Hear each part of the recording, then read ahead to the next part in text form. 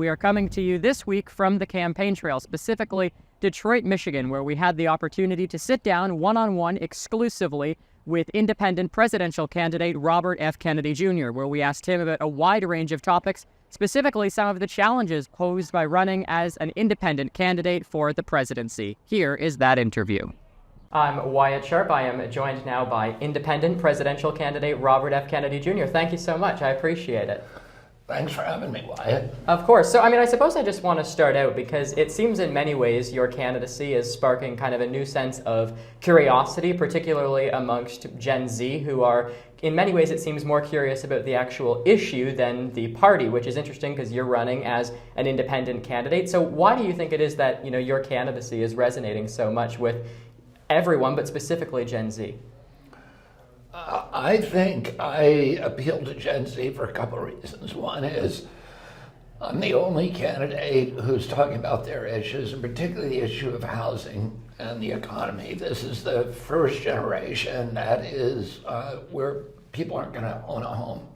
And that has been critical to the American experience going back to the American Revolution. Thomas Jefferson said that American democracy is rooted in the widespread diverse land ownership by tens of thousands of yeoman American families, each with a stake in our system of government, each with a stake in our economic system. If you own a home, you care about your community, you care about your schools, your transportation, your police, your hospitals. And the central promise of the American dream when I was growing up was that if you worked hard, if you played by the rules, you could finance a home, you could take a summer vacation, you could raise a family, you could put something aside for retirement on a single job. And there is nobody in my kids' generation that believes that. I have 7 kids between 19 years old and 39, and the 39-year-old has a home. The rest of them don't even have any prayer that they're going to own a home, even though they went to the best schools, they have good jobs.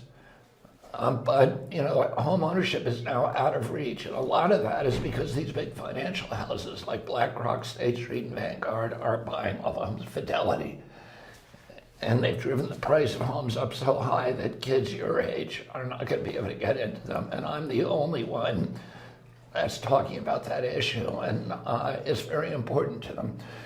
The other issues that they're concerned with: chronic disease, which, my generation, chronic disease was about 6%. Your generation at 60%. Why is that? Why is nobody talking about it? It's costing us $4.3 trillion a year. It's the biggest budget expense, the biggest issue. It's very hard to find somebody in your generation who does not have a neurological disease, ADD, ADHD, speech delay, language delay, tics, narcolepsy, ASD, autism, or autoimmune disease or allergic disease like peanut allergies. And this started around 1989, and none of the politicians doing anything about it.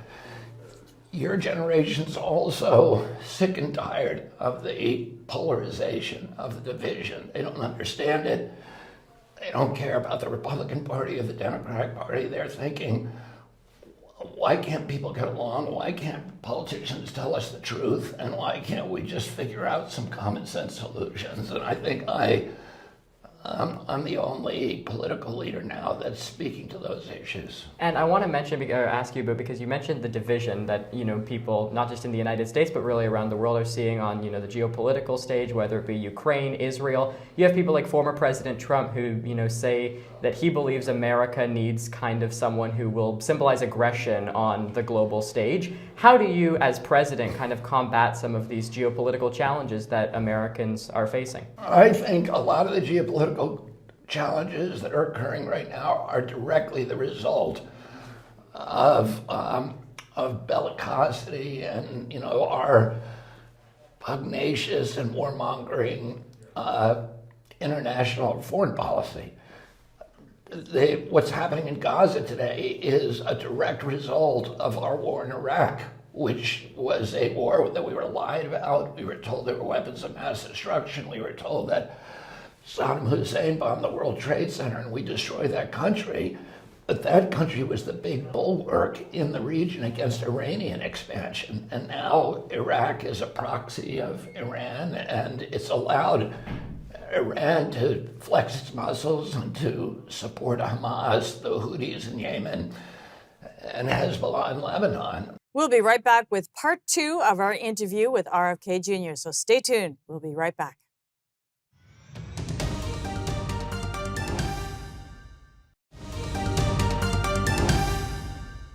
War in Ukraine, completely a war of choice, an unnecessary war, again, is the direct result of U.S. aggression, of us saying, no matter what the price, we're going to put NATO into Ukraine.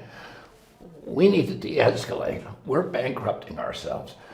We've spent $8 trillion on foreign wars over the past 20 years, and every place we've fought a war is worse off than we found it. We are less safe abroad, we are less safe at home, and we have more enemies than ever. So it's been a foreign policy that hasn't worked, and President Trump's not going to make it work. We need to cut back. We need to project economic power abroad and not military power.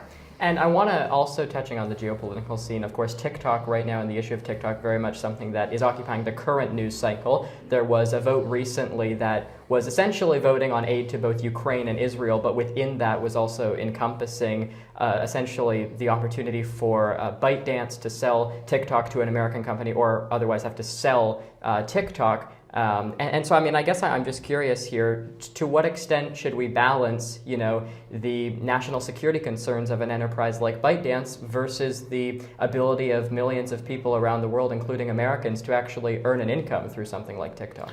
Yeah, I mean, I think the attack on TikTok is more stagecraft. There's much worse threats, even from the Chinese. What about the fact that Chinese own Smithfield Food, which produces 40% of the pork in this country? They're buying up our farmland. They control a lot of our energy system. They control a lot of our utilities. Those are much worse threats than TikTok. TikTok it's a game for the politicians, because they say they can do something about China by picking on this company that is providing hundreds of thousands of jobs to people in your generation. It is an entryway business for people in your generation, but it also, there's freedom of speech on TikTok, and Congress doesn't like that. They want censorship. If I'm president, we're not going to censor TikTok. And by the way, it's probably true that the Chinese intelligence agencies are taking some information from our kids, but that's happening every day with all kinds of malevolent forces, the CIA, the NSA. When you sneeze in your house, Siri knows about it, and Alexa knows about it, and that information is being harvested and monetized by these giant corporations who do not care about you. A lot of them are foreign-owned, and it's being stored by the NSA. So, and I'm equally frightened of our own intelligence agency as I am of the Chinese intelligence agencies. I think we should get all of the intelligence agencies out of collecting our information.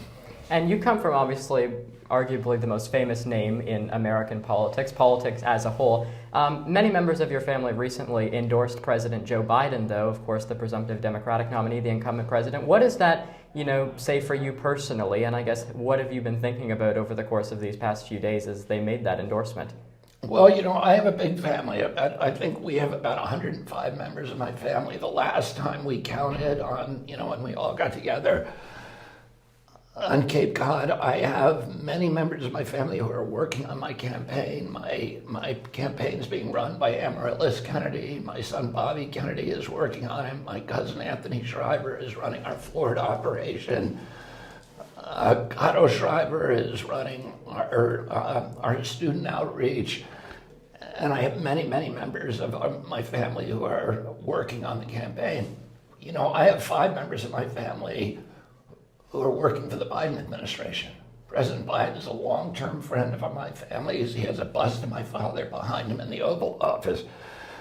So I can understand for those members of my family that it's it's troubling that I'm running against somebody who's so close to them and is providing employment for some of them.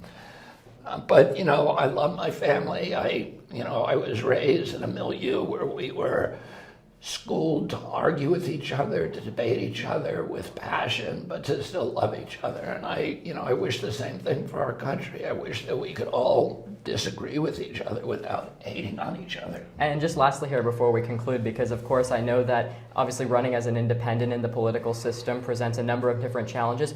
Perhaps provide a bit of an update in your pathway to secure ballot access in all 50 states. We will be on the ballot in all 50 states. Oh, I can say that we'll be announcing probably 1 or 2 states or maybe more every week from here on out. We're way ahead of our projections, and we're not going to have any trouble getting on the ballot. The DNC is going to try to stop us. The RNC may try to stop us, but we're going to make it.